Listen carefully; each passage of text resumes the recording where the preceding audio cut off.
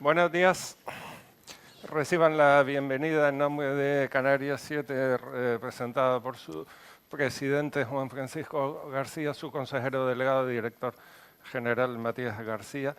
Bienvenida, buenos días, consejera de Hacienda, Relaciones con la Unión Europea, que también quiero abordar algo sobre Unión Europea. Este tipo de encuentro lo llamamos conversaciones con la consejera. La verdad es que asusta un poco hacerle preguntas a alguien que es inspectora de Hacienda, pero bueno, espero acabar bien. De todas maneras, yo hice, aunque ahora está al frente de la Hacienda Canaria, yo ya hice la declaración en tiempo y forma. Me voy a ahorrar las presentaciones porque conocen bastante bien a la invitada. Antes de que se me olvide dar las gracias, los buenos días, Germán, a Asticán por el patrocinio y los buenos días y la bienvenida a quienes nos siguen por streaming. Digo que me ahorro las presentaciones porque conocen bien a la consejera y creo que mejor que la haga alguien que también la conoce bien. Vemos un vídeo. Buenos días, Matilde. Me hubiese gustado acompañarte en este foro, pero sabes que la agenda del gobierno es la que es y me encuentro en Bruselas precisamente defendiendo a Canarias como región ultraperiférica. Pero no quería dejar de pasar la oportunidad de destacar el aporte tanto técnico y en valor añadido que haces al gobierno de Canarias con toda tu cualificación y en un trabajo tan importante como es la Consejería de Hacienda y Relaciones con Europa. Al final parece que lo normal y lo serio que es tener unos presupuestos aprobados, las cuentas preparadas, una comunidad autónoma viable desde el punto de vista financiero, dinero para nuestra sanidad, recursos para nuestra educación o para nuestros servicios sociales, parece que no es lo que se estila en estos momentos en España. Sin embargo, en Canarias, contigo al frente de esta consejería y con nuestro modo canario de hacer las cosas, podemos presumir de seriedad y rigurosidad en la gestión de nuestras cuentas. Algo importante, no solo para prestar los servicios en la actualidad, sino para garantizar la viabilidad de Canarias en el futuro y dejar una Canarias mejor para nuestros hijos y para nuestras nietas.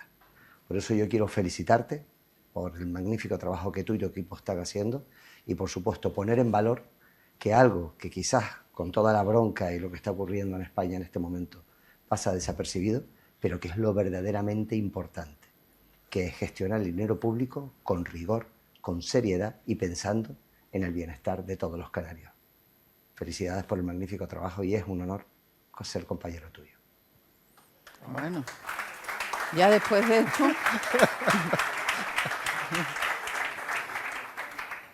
Bueno, yo ya después de esto no sé si marcharme.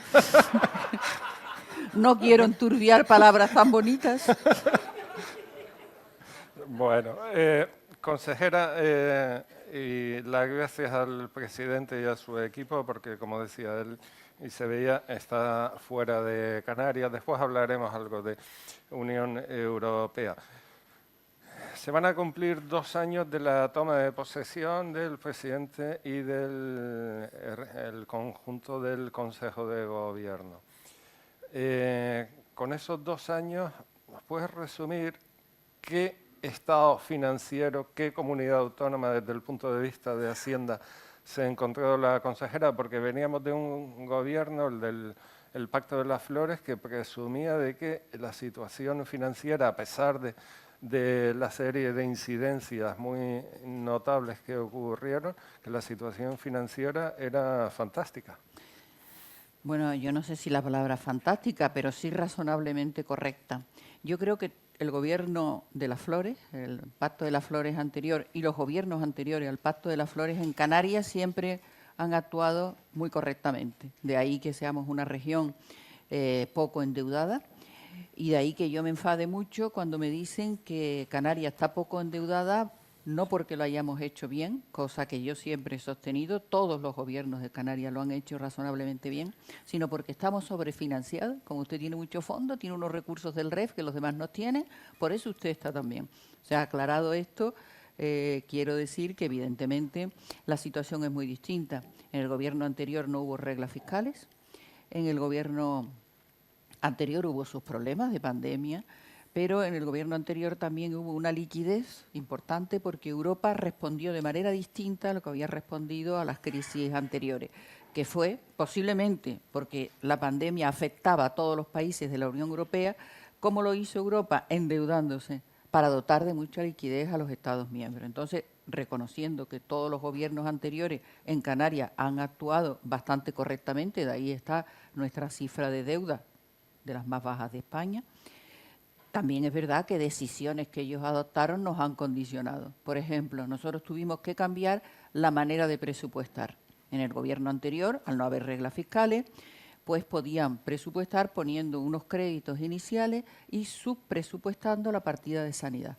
Y luego lo corregían, es verdad que lo corregían a lo largo del año. Eso ya nosotros con las reglas fiscales no lo podíamos hacer y tuvimos que cambiar a gasto real. También nos ha condicionado pues la manera de gestionar las ayudas COVID. Hemos tenido que pagar ya 100 y pico millones porque se reconocieron derechos cuando no había ingresos para eso. Y lo que tendremos que pagar porque hay reclamaciones en los tribunales, muchas.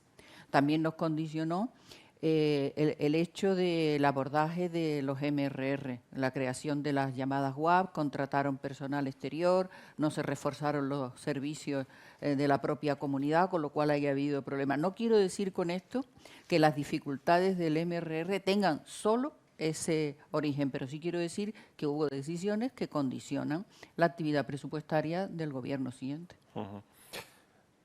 ¿Es esta una comunidad fiable para quien quiera, por ejemplo, acogerse a deuda pública? ¿Es una comunidad fiable para quien venga de fuera y quiera invertir? Pero para esos que vienen de fuera, ¿es fiable no solo porque hay incentivos fiscales? Bueno, precisamente yo creo que el presidente lo ha dicho. ¿Qué ocurre con las cuentas públicas?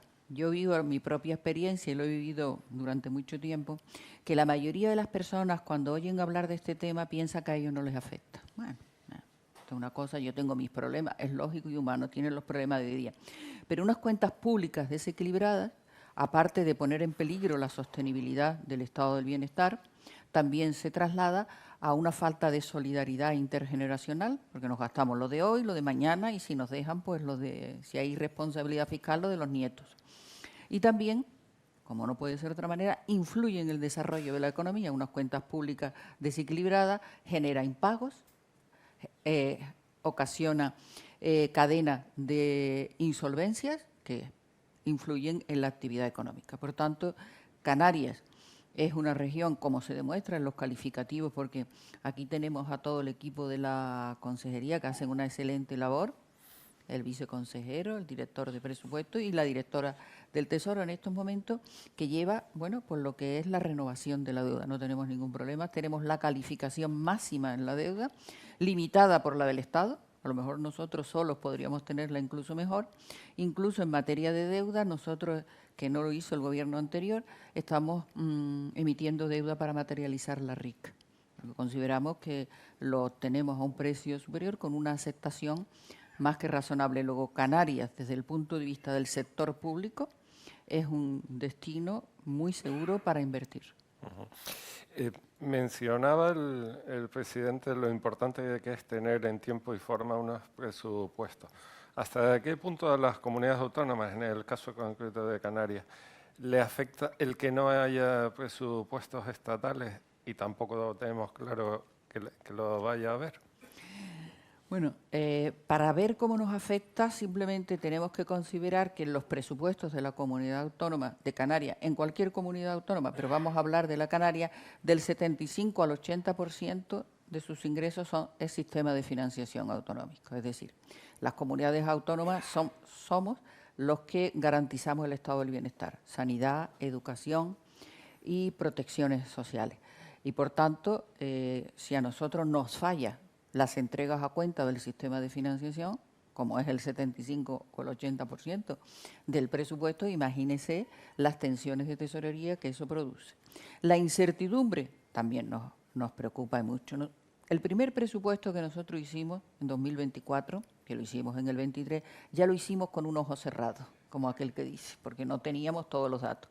Pero teníamos la esperanza de que la incertidumbre iba a corregirse, que era una cuestión transitoria de un momento determinado, pero la incertidumbre se ha ido incrementando. Esto es tremendo. Este año, que ya nosotros hemos presentado las directrices para hacer los presupuestos, porque nuestra apuesta por dar seguridad a los canarios es firme. También hay quien me ha comentado que somos un poco temerarios, porque es asumir un riesgo muy importante, pero creo que es nuestra obligación y disponemos, quiero ser en esto muy positiva y dar no todo negativo. Quiero dar una luz, y la luz es que tenemos un equipo suficientemente preparado para hacer frente a esta incertidumbre. Es decir, hasta ahora hemos logrado que los datos que no nos proporciona el Gobierno de España, desde Canarias lo hemos podido calcular razonablemente bien. Este año ya hemos presentado las directrices para el presupuesto de 2026, no tenemos nada. No sabemos el objetivo de estabilidad, tampoco sabemos cuál es el importe de las entregas a cuenta de 2026. Pero bueno, hemos presentado las directrices, la Consejería de Hacienda la ha acordado el Gobierno y espero en tiempo y forma presentar la orden de inicio de la tarea presupuestaria. Pero yo quiero hacer hincapié en una cuestión que a mí me preocupa mucho por si luego no me la preguntas. Y es que además de toda la incertidumbre que sabemos ya y las tensiones de tesorería, porque las actualizaciones de las entregas a cuenta nos las están haciendo en septiembre, tanto en el 24 como en el 25, todavía hasta septiembre no las recibiremos, vete a saber el 26. Quiero poner...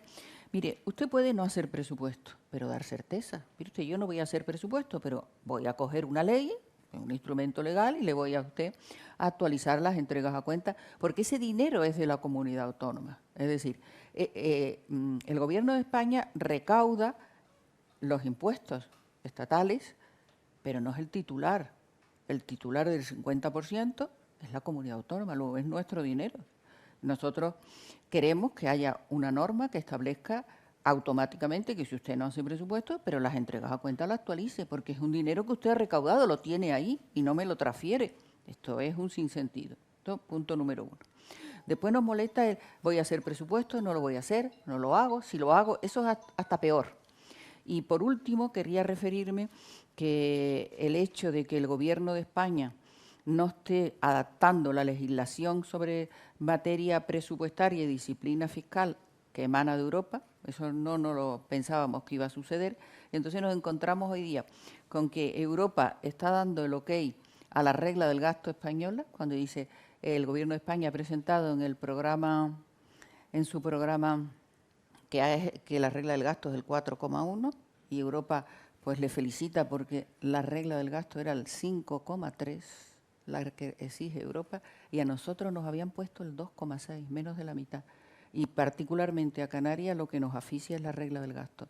Y esto yo quisiera que a la mayor brevedad posible pues el Gobierno de España tuviera bien una normativa que está en Europa aprobada desde abril del 24, ya para el 26 pues la aplicara.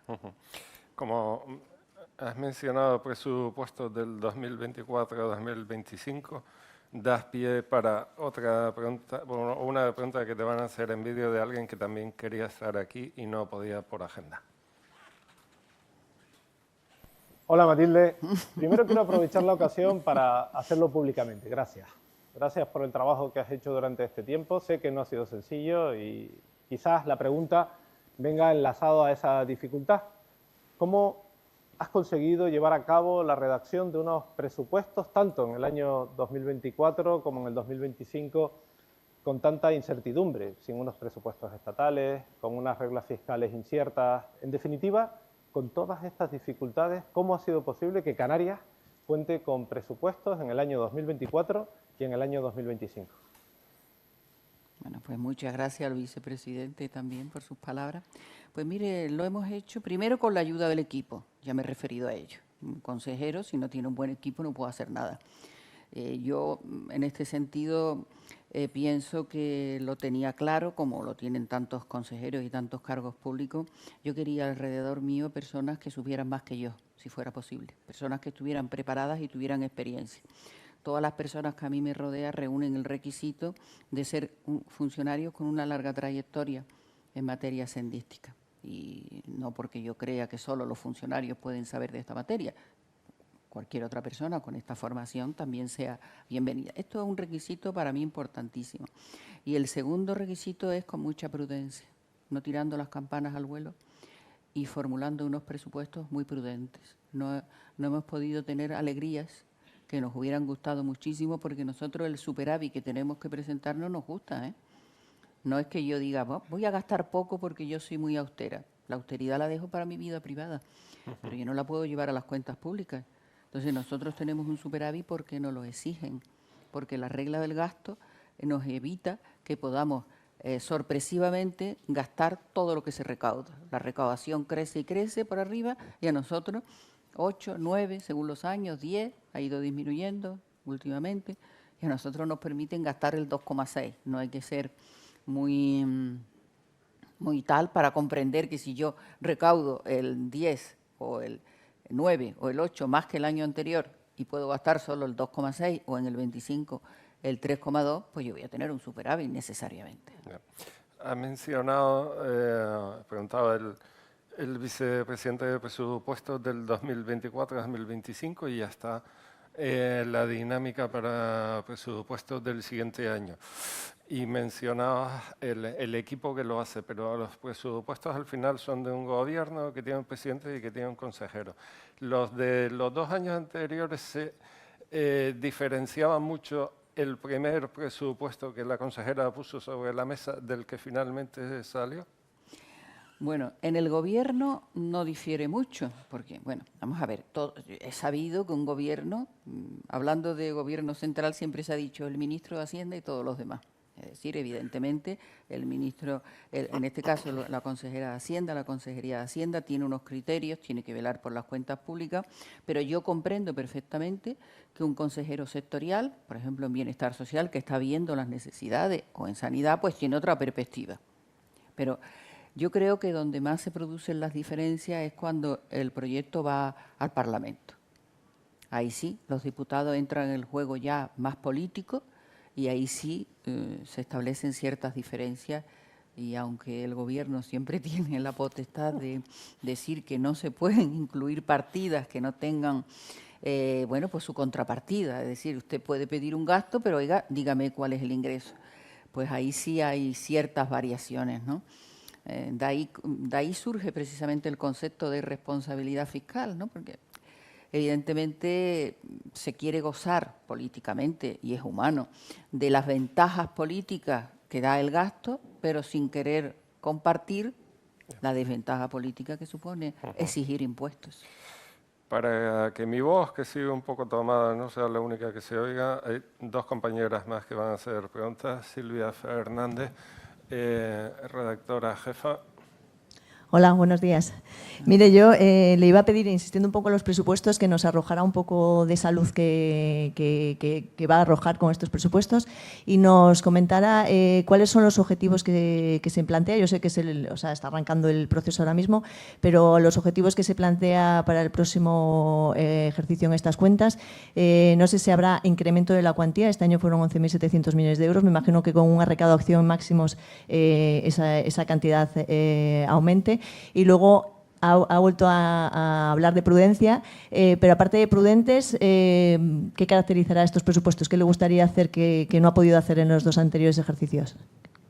Bueno, yo hubiera querido hacer muchas cosas en los 2 ejercicios anteriores, porque como digo, aunque el presupuesto de una comunidad autónoma, el 75-80% va destinado a garantizar el estado del bienestar, el resto me encantaría hacer política para evitar que Canarias esté en la situación en que se encuentra. Es decir, nosotros crecemos, el Producto Interior Bruto crece, pero ese Producto Interior Bruto no llega a las familias.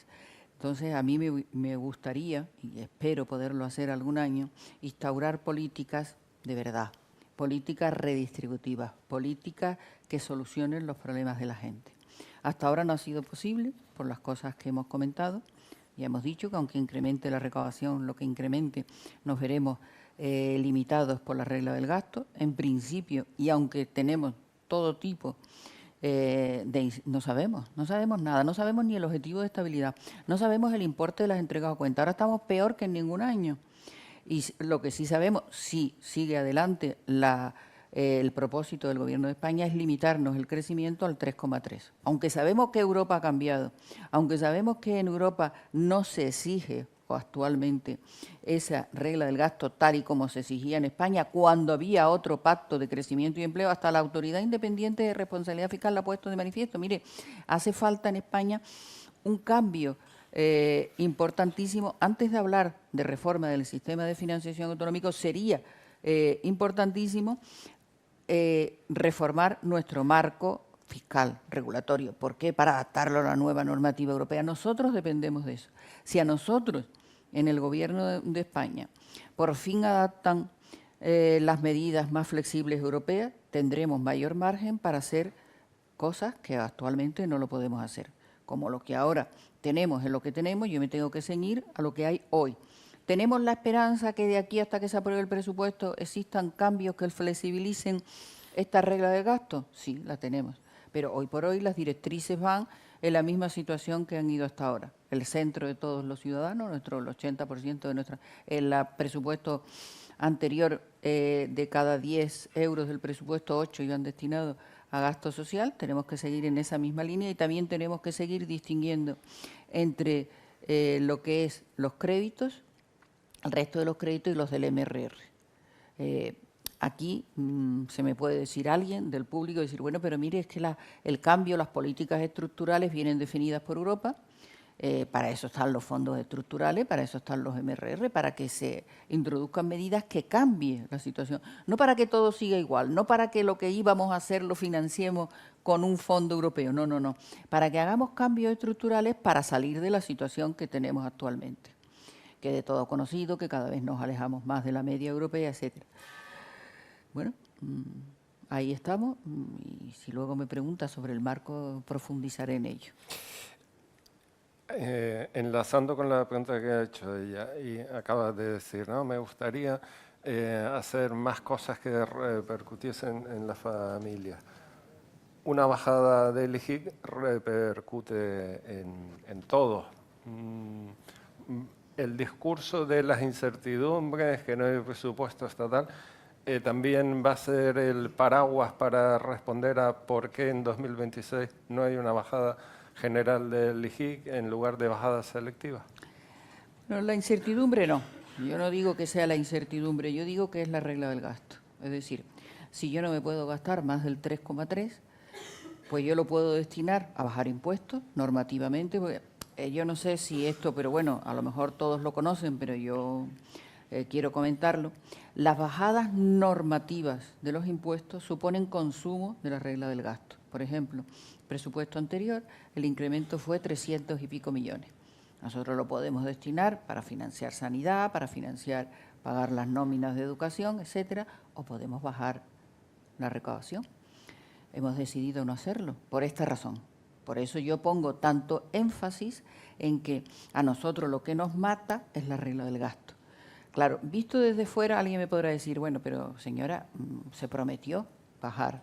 Claro, visto desde fuera, usted dice, bueno, la recaudación aumenta, ¿por qué no baja usted los impuestos?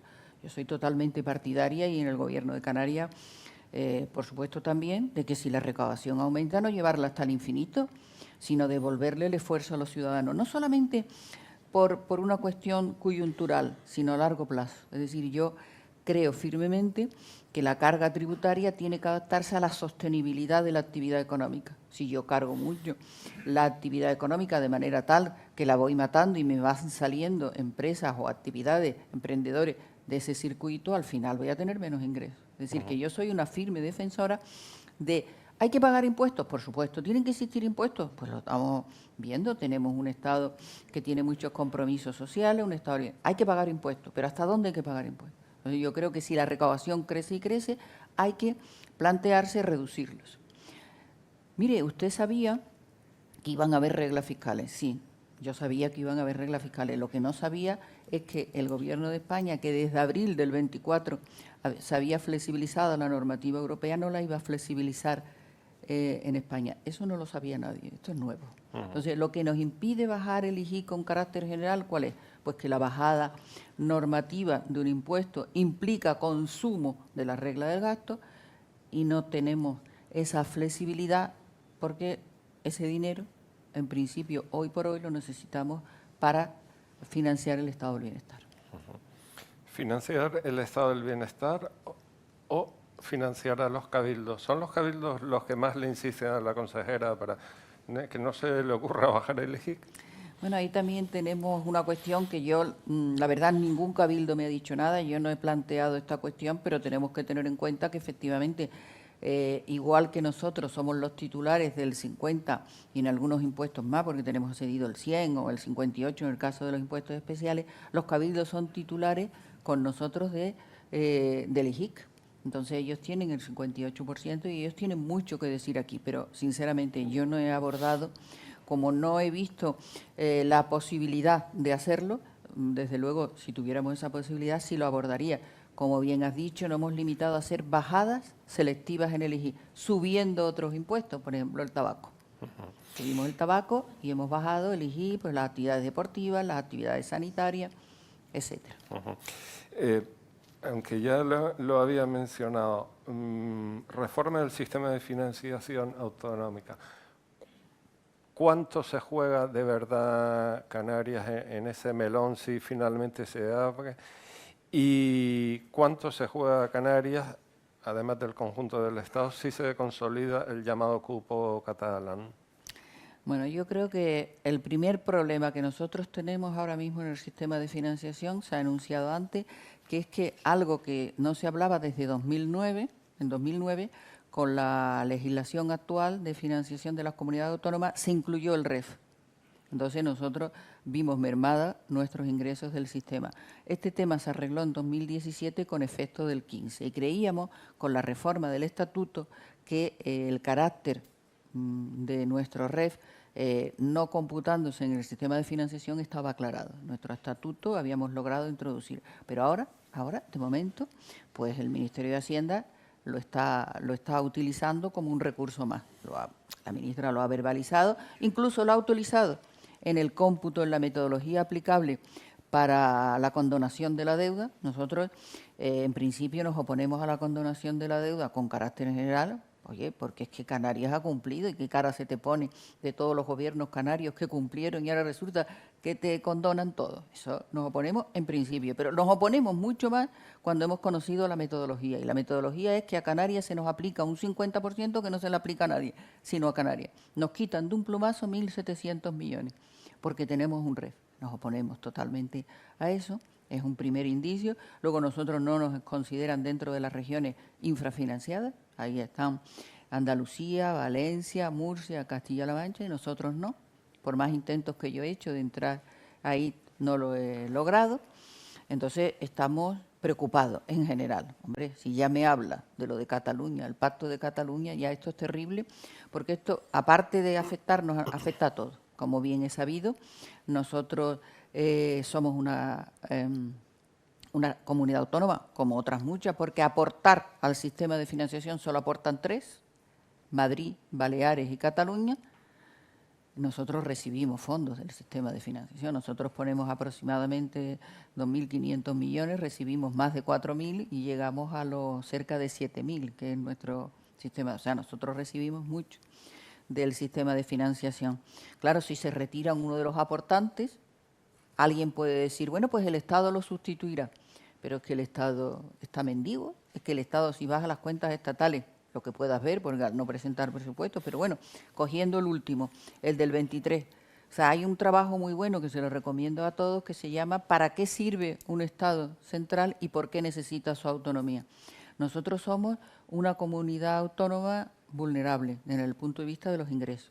Es como las personas vulnerables. ¿Quién necesita más que haya un sector público serio, formal y riguroso? El que tiene menos recursos para que funcionen los servicios públicos. El que tiene más recursos a lo mejor lo puede resolver de otra manera. Pues a nosotros nos pasa eso como comunidad autónoma.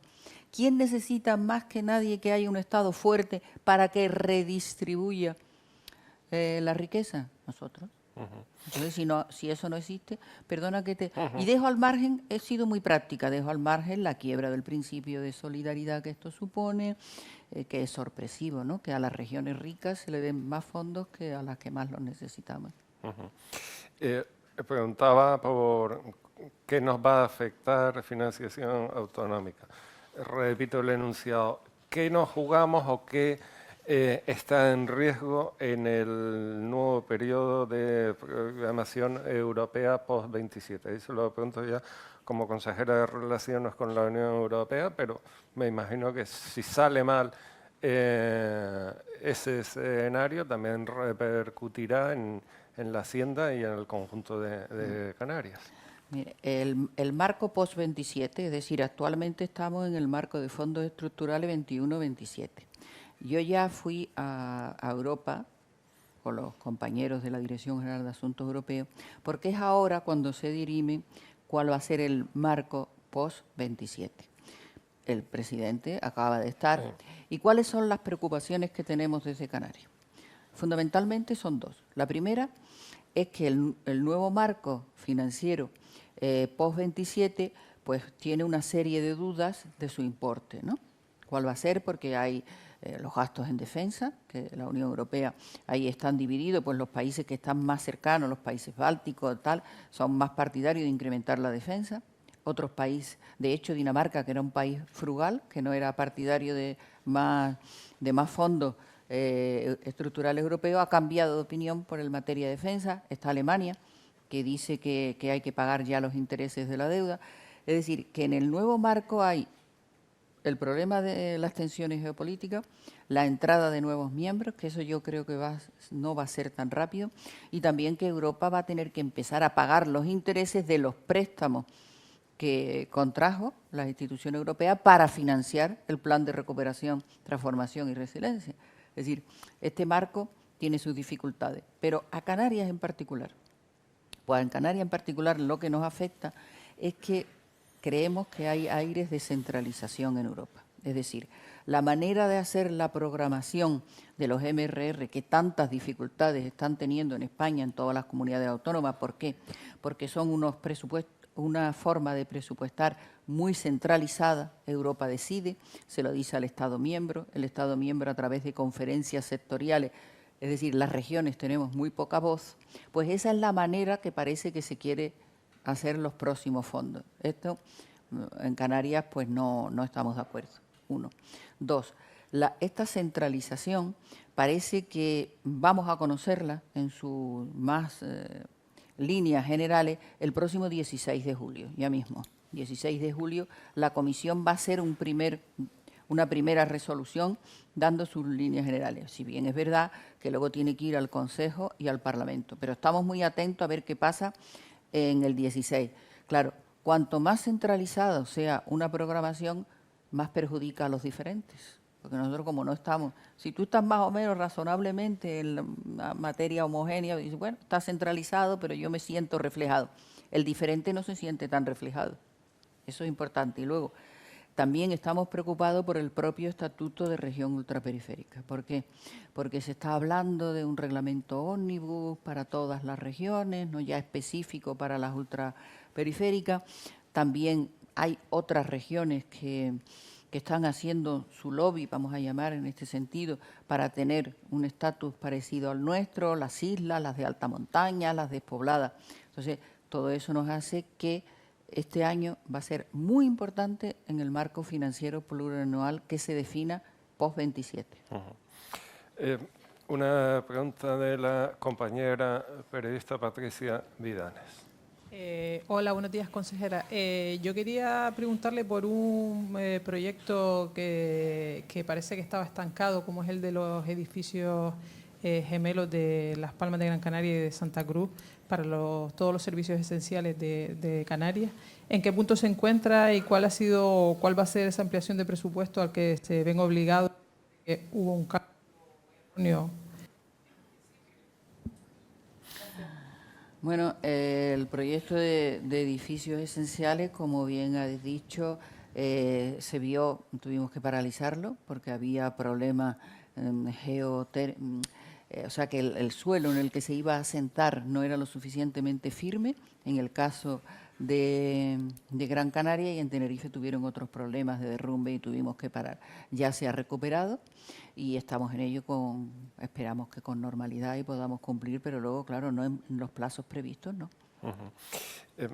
Como en la sala nos acompañan algunos representantes del mundo turístico, le voy a preguntar por algo que la consejera se ha posicionado y que emerge periódicamente. ¿Cabe una ecotasa en Canarias y cabe una ecotasa que no se aplique a los residentes? Bueno, la palabra ecotasa, yo creo que esto lo sabemos todos, es una palabra que se usa a lo mejor impropiamente. Hay un impuesto sobre pernoctaciones y hay ecotasas verdaderas, tasas que yo pongo por el acceso a un espacio público que quiero proteger o algún patrimonio cultural. A eso sí, rotundamente. A veces le llamamos tasas y son precios públicos o privados, como ocurre en Lanzarote, que tienen muchos precios privados. El precio es privado cuando ya se realiza por una entidad privada, o puede ser un precio público si lo realiza la propia administración. ¿Hay posibilidad de discriminar con residente y no residente si el precio es privado? Por supuesto que sí. Si es público, también tendríamos que ver a qué le llamamos residente. Por ejemplo, si el bien que yo quiero proteger, el acceso a un dominio público, está en una determinada isla, ¿qué entiendo por residente? ¿El residente en esa isla o entiendo en toda Canarias? ¿Lo entiendo en el municipio? Bien, pero se puede hablar de ese principio. Si lo que yo estoy hablando es un impuesto de pernoctación, eso es un impuesto. Y los impuestos no pueden discriminar en razón de la residencia. Eso lo ha dicho los tribunales en muchísimas otras cuestiones, no en las pernoctaciones, porque en el impuesto de pernoctaciones el que tenemos, los que tenemos, Cataluña, Baleares y Galicia, es para todos, ¿no? Eso es indiscutible. ¿Tú puedes discriminar en los impuestos? Sí, tú puedes discriminar, pero por razones proporcionales y objetivas, cuyos elementos están determinados por los tribunales y por la propia legislación. ¿Tú puedes discriminar en razón de residencia? En principio, tú no puedes discriminar en razón de residencia. Lo primero también, eso por supuesto. Si en los impuestos tú no puedes discriminar solo por razón de residencia, tú puedes discriminar por muchas cuestiones, usted es vulnerable, usted es discapacitado, usted no tiene renta, en fin, muchas cuestiones en las cuales pues se establecen un trato diferente, pero por residencia, bueno, hemos tenido todos los pronunciamientos, son contrarios a ello, y también el hecho de que los impuestos que existen sobre pernoctaciones evidentemente no discriminan. Luego está, ¿qué es un residente? Yo resido en Las Palmas de Gran Canaria. Cuando yo voy a quedarme por razones de trabajo o de ocio o por cualquier otra razón a Santa Cruz de Tenerife, por ejemplo, ¿sigo siendo residente? ¿O soy residente en Las Palmas o soy residente en Santa Cruz? O en la misma isla. O en la misma isla. Es decir, tendríamos que acotar cuando hablamos, es decir, que todos los residentes en un lugar somos viajeros en otro lugar. Eso también es importante. Enlazando con eso, como experta en fiscalidad, entonces, ¿cómo podemos encajar que Canarias esté planteando ahora limitar la compra de viviendas a no residentes? Y no estamos poniendo sobre la mesa cuestiones que quizás vayan en contra de Canarias cuando hay que ir a Europa a decir, oiga, atiéndanos, no nos dejen mal parados en ese escenario post-27. Bueno, esto no es un tema impositivo. Si yo prohíbo la compra, es una cosa que no es con impuestos, ¿no? El presidente del Gobierno está visitando las autoridades europeas para mostrar esta propuesta. Es verdad que en Canarias tenemos un problema y un problema grave de reto demográfico. Ha crecido nuestra población de una manera exponencial, tenemos un problema de consumo de recursos, todo esto es cierto. Y por eso hay las comisiones de reto democrático para ver cómo lo abordamos. ¿Se podrá, en definitiva, impedir? Eso se está en tramitación, el presidente lo quiere estudiar, ha pedido informes jurídicos y vamos a ver cómo termina esta cuestión, si esto es posible. Se puede limitar fuera del ámbito europeo, residentes que no son residentes en Canarias, pero son residentes en un país europeo, o por el contrario, residentes fuera de Europa, residentes nacionales que no residen en Canarias, en fin, es una idea, yo creo que es un proyecto que se está estudiando. Hablando también de vivienda y una cuestión que sí tiene que ver con fiscalidad, va a un pleno del Senado en julio, según anunció ayer el Partido Popular, el dar el visto bueno al uso de la RIC para determinadas modalidades de vivienda. ¿Esa va a ser la panacea o es un elemento más que pueda ayudar a solucionar la crisis habitacional? Hombre, la crisis habitacional es tan fuerte que decir que esto es la panacea, pues no, esto es un elemento más. Esto es, tenemos una emergencia habitacional y hay unos fondos en la RIC y se ha modificado el artículo 27. Bien, se ha dado una nueva redacción porque antes no se podía materializar en cualquier vivienda turística, se ha cambiado y ahora no se puede materializar la RIC en la nueva redacción cuando entre en vigor exclusivamente en alquiler vacacional, pero otras, las casas rurales, esto sí puede servir para materializar la RIC, eso es uno de los cambios. Otro de los cambios, y el más importante a mi juicio, es el hecho de que las viviendas protegidas no estaban haciendo uso de la RIC. ¿Por qué?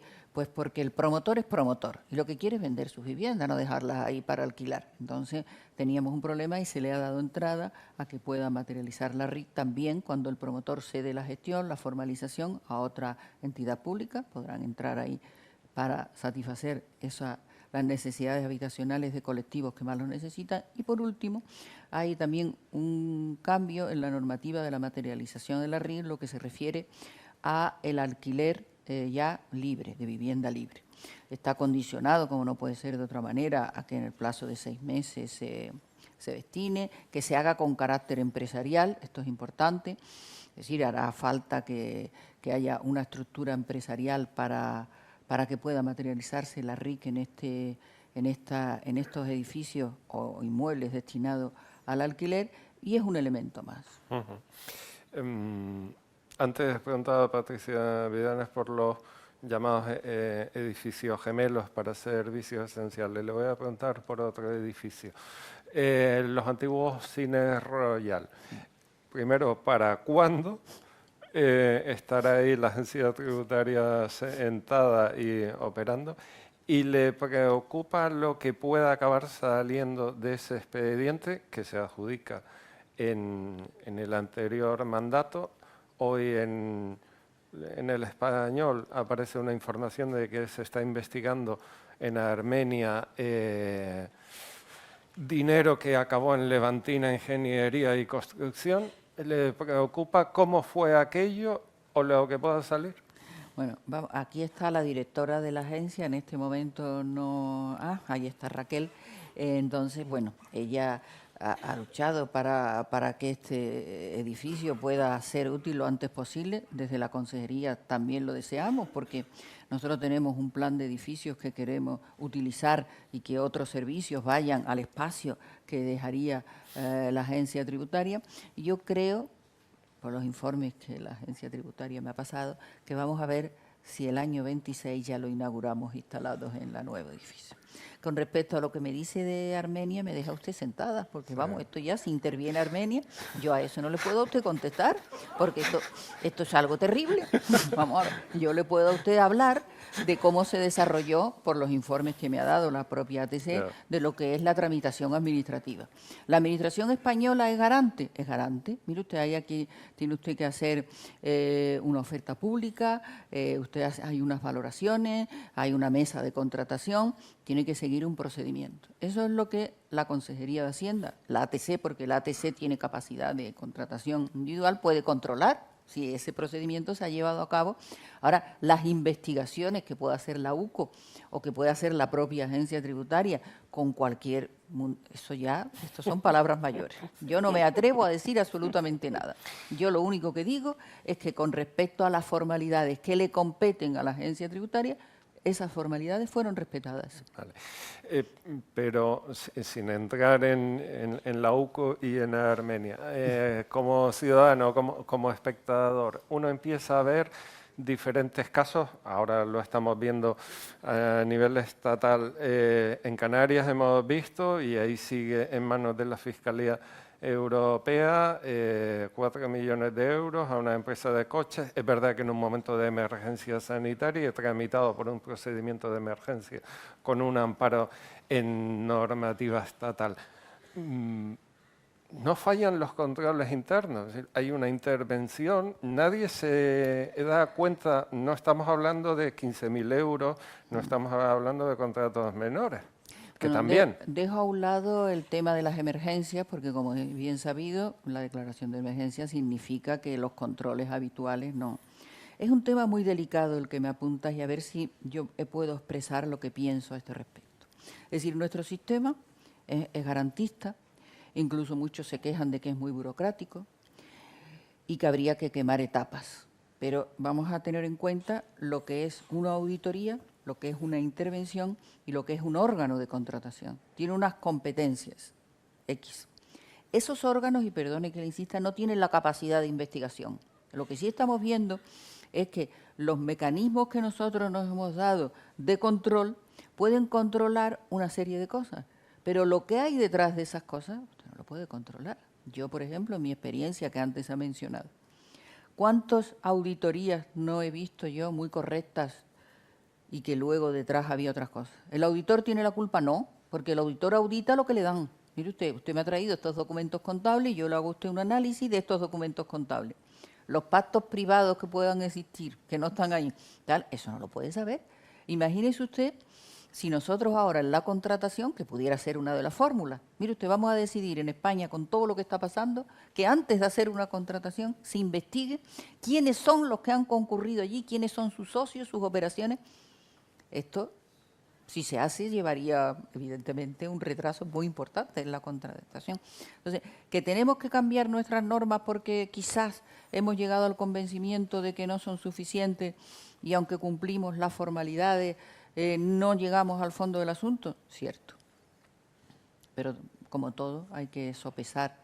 Hay que sopesar cuáles son los elementos de comprobación e investigación, porque una cosa es la comprobación. La comprobación está correcta. Comprobar es comprobar los datos declarados, ¿son correctos? Son correctos. ¿Aquí ha venido una empresa? Sí. ¿Ha presentado su documentación solicitada? Sí. ¿La mesa de contratación ha valorado? Sí. Todo esto se ha hecho. Los requisitos de solvencia que se exigen, todo eso se ha hecho. Eso es una comprobación, pero no es una investigación. Tú no sabes lo que hay detrás de todo eso, no lo sabes. Una pregunta a la consejera, pero a alguien que ha sido diputada sentada en el Congreso de los Diputados. ¿Ve viable mantener la legislatura en las circunstancias actuales y con esas incertidumbres, no ya económicas, sino judiciales y penales? Mire, yo no le puedo contestar esa pregunta, lógicamente, porque sería muy arriesgado por mi parte, pero yo pienso que un gobierno débil, cuando se ve acorralado, es un gobierno muy resistente. Yo creo que es muy difícil que nadie que tiene muchos problemas abandone el poder. Eso es un pensamiento, ¿no? Después me sorprende porque me sorprende la reacción que tenemos los españoles ante determinadas circunstancias. Pondría sobre manifiesto dos cuestiones. Es decir, me da la impresión que si no hubiera habido grabaciones de todo esto, seguiríamos todavía negándolo todo. Como se ha grabado ya, entonces esto ya, por lo menos lo grabado, eso es una cosa que me sorprende, que haya hecho falta grabaciones. Y luego también me sorprende el impacto que causan las conductas personales de estos individuos. Parece como si impactara muchísimo, o sea, como si la corrupción económica y tal, bueno, está ahí, pero tú vas, tratar a la mujer de esta manera y tal, eso causa un impacto muy importante. Entonces, no sé, todo depende de los españoles. Vamos a ver, ¿cómo vamos a reaccionar los españoles? Si reaccionamos de una manera, habrá un resultado, y reaccionamos de otra, habrá otro resultado. Y una pregunta a quien ha sido también diputada y ahora consejera del Partido Popular. ¿Qué Partido Popular espera después del Congreso Nacional de este fin de semana? Hombre, espero primero un Partido Popular fuerte para hacer frente, porque hay que tener valor para enfrentarse a las circunstancias que estamos viendo, ¿no? No circunscribiéndonos ya a... Yo formé parte como diputada en el Congreso y miembro del grupo de dirección en los aspectos económicos y presupuestarios de una situación presupuestaria desastrosa. Eso fue terrible porque hubo que adoptar muchas decisiones muy dolorosas y es difícil transmitir a la población que, oye, quien está recortando es quien se lo gastó, no el que está aquí para ver si lo arregla. Entonces, pero aquí es mucho más profundo el problema. Entonces, espero un Partido Popular fuerte, que apueste por soluciones que den garantía a los españoles que estas cosas no se vuelvan a repetir y sobre todo que sepamos inculcar una cultura de no polarización. Es decir, todos tenemos Todos los partidos políticos queremos hacer cosas buenas, unos de una manera, otros de otra, pero todos estamos en un elemento común de proteger el interés general. Por eso te metes en política. Yo pienso que el Partido Popular tiene no menos intenciones de proteger el interés general que cualquier otro partido. Solamente digo que las nuestras son más eficaces para protegerlo. Es lo único que digo. Pero claro, esta protección del interés general, si se polariza y los individuos lo que ven, este es mi equipo y haga lo que haga mi equipo, el otro es peor, eso no nos lleva a ninguna parte. Quiero espíritu crítico. Oiga, usted es su equipo, pero esto ha actuado incorrectamente. Vamos a ver cómo lo solucionamos. Hay que poner garantías preventivas. Yo creo mucho en las garantías preventivas para que no sucedan las cosas, porque si nos llevamos por la conducta humana, ya estuvo ahí Moisés con las tablas. ¿Por qué Moisés dijo no robarás, no amarás? Porque era lo que veía, y ya lo puso en las tablas, y hasta aquí hemos llegado. Entonces, a ver qué hacemos. Consejera, estamos llegando al final. Le hemos preguntado por presupuestos de 2026. Yo quiero ir un año más adelante. En 2027, ¿dónde va a estar? ¿En qué candidatura? ¿Quién? ¿Yo personalmente? Hombre, yo creo que yo ya, mi esfuerzo personal y mi contribución, que espero que sea positiva, está bastante colmada. Bueno, pues, consejera, si en 2027 sigue, aquí la volveremos a invitar. Y si vuelve a Hacienda, no nos invite, que... Muchísimas gracias de nuevo, las gracias a Asticam por colaborar con el patrocinio y a la consejera, al equipo de la consejera por las facilidades. Teníamos esta cita pendiente de hacía tiempo, la agenda era muy complicada y de verdad que muchas gracias por las facilidades. Gracias a ti por la oportunidad y a todos ustedes por escucharme, que no es poco.